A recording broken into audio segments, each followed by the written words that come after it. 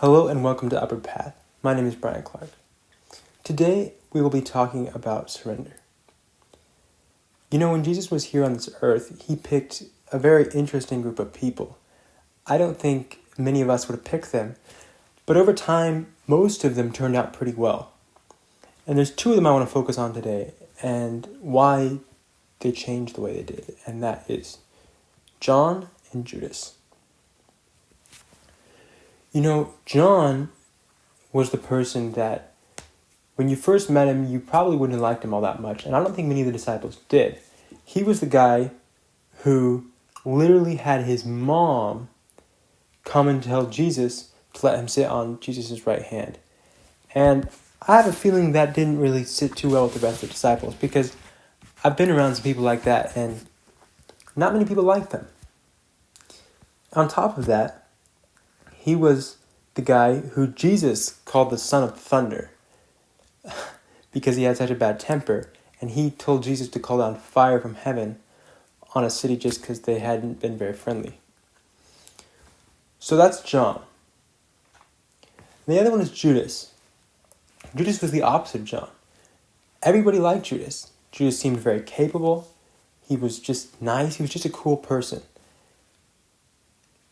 But we know where Judas ended up as well. So what was the difference between those two?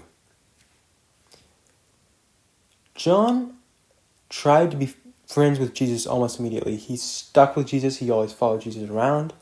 And when Jesus told him to change things, John did. John surrendered. But Judas did not. Judas was smart. He knew what to do before he became friends with Jesus. And so he came to help Jesus, and he came to advise Jesus. And when Jesus started advising him, he wasn't ready for that. On top of that, when Jesus didn't take his advice, he wasn't ready for that either. When Jesus decided to tell everybody not to crown him king, that made Judas mad. And after that, he started to not trust Jesus. He was like, I'm not completely bought into this. I'll try to help you, but... And then several instances happened, and Jesus had to reprove Judas. And Judas could not take reproof because he would not surrender. And over time, we know what happened. He started stealing, and he eventually betrayed Jesus.